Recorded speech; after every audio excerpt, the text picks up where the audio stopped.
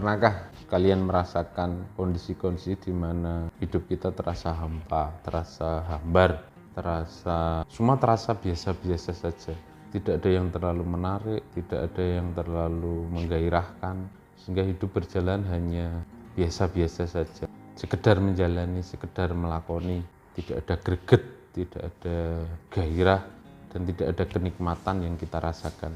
Kondisi-kondisi ini bisa dibilang wajar, bisa dibilang normal, karena pada titik tertentu manusia memang akan mengalami kondisi-kondisi di mana ada panggilan-panggilan secara spiritual, ada panggilan-panggilan secara lebih jauh di mana diawali memang dengan kondisi-kondisi seperti itu. Jadi permainan atau game dalam hidup kita sudah tidak lagi menarik, tidak lagi kita nikmati, tidak lagi menggairahkan. Di situ memang ada panggilan untuk bermain pada wilayah yang lebih dalam. Dalam hal ini sepintas ada wilayah jasmani dan rohani. Memang ini akan terjadi pergeseran permainan yang tadinya ke jasmani ke rohani. Ada pergeseran permainan yang tadinya serba terlihat mata menuju ke permainan yang tidak kasat mata. Ini wajar karena memang seseorang pada akhirnya akan tumbuh secara spiritual, mau nggak mau. Itu sebuah kondisi yang natural dari tiap manusia, yang mana yang awalnya menyenangi semua apa yang terlihat, maka dalam proses-proses berikutnya akan mulai menyukai sesuatu yang sifatnya bermakna, meaningful, sesuatu yang berada pada wilayah kepuasan batin dan seterusnya. Pada kondisi ini sebenarnya kalau ngomongin spiritual, urusannya cuma satu, bagaimana kita bisa terkoneksi, terhubung dengan Tuhan kita. Apapun agama teman-teman semua, itu tidak jadi masalah. Yang terpenting di sini karena ya Tuhan ya tunggal, tidak ada yang lain. Saat kita bisa terkoneksi atau terhubung dengan Tuhan kita, spiritual sebenarnya ya itu. Akan tetapi tidak dipungkiri memang banyak sekali pandangan-pandangan, banyak sekali pendapat-pendapat di mana untuk urusan spiritual ini sangat abu-abu, bahkan dianggap sebagai sesuatu yang sangat beresiko dan seterusnya. Padahal itu sesuatu yang sangat natural, sesuatu yang sangat alamiah bagi tiap manusia yang ketika dia mau terus bertumbuh, mau nggak mau dia akan sampai juga pada titik untuk berspiritual, spirit, semangat. Sehingga di situ yang menjadi permainan berikutnya adalah urusan batin, adalah urusan pikiran, adalah urusan internal seseorang.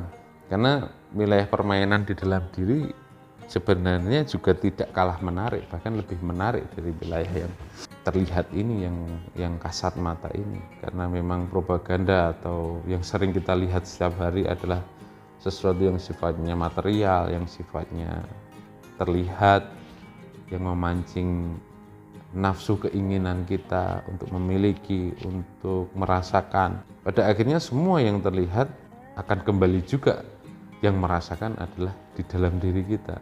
Jangan lupa saat kita makan enak, yang merasakan enak adalah diri kita yang di dalam. Saat kita mengendarai kendaraan yang bagus, yang nyaman adalah diri kita yang di dalam. Saat kita punya rumah bagus, yang merasakan kenyamanan adalah diri kita yang di dalam. Sebaliknya saat kita sedang direspon negatif oleh orang lain, yang merasakan sakit pun juga diri yang di dalam. Sehingga untuk urusan spiritual, untuk urusan rohani, kita tidak bermain pada wilayah eksternal, tapi kita bermain pada wilayah internal, pada wilayah batin. Sehingga di sana juga malah kita langsung menuju ke pusatnya, pusat bagaimana dia merasakan, bagaimana diri di dalam yang dia merasakan setiap sensasi-sensasi, ataupun secara lebih dalam lagi merasakan sesuatu yang itu bisa nyaman tidak nyaman yang berada di dalam batin kita, di dalam hati kita. Saya tidak akan membicarakan pada wilayah batin seperti apa dan seterusnya, karena itu setiap manusia punya batinnya masing-masing, setiap manusia punya rohaninya masing-masing. Pilihannya adalah mau memasuki pada wilayah itu atau tidak, mau mengembangkan potensi pada wilayah itu atau tidak. Ini bukan untuk urusan kenek, bukan untuk urusan kesaktian pula, bukan itu. Ini untuk urusan yang lebih hakiki menurut saya, bagaimana